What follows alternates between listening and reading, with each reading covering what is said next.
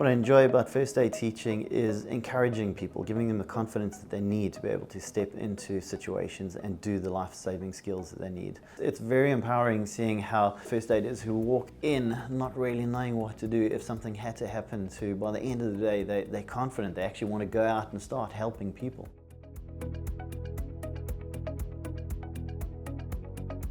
In my experience as a paramedic, I've seen it how first aid makes a difference in people's lives. The thing I like the most about fire is just mainly the fun that all of the participants have when they come in. They jump around, they make fire siren noises, but at the end of the day, they approach the fire, they put it out safely, and they make sure everybody's safe.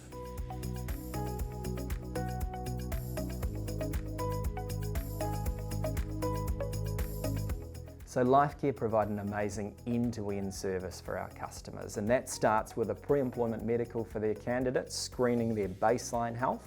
We'll then continue to look after their health through their tenure with your organisation through our annual health monitoring, maybe flu vaccinations, perhaps they get injured on the job and we manage their return to work, or some first aid training.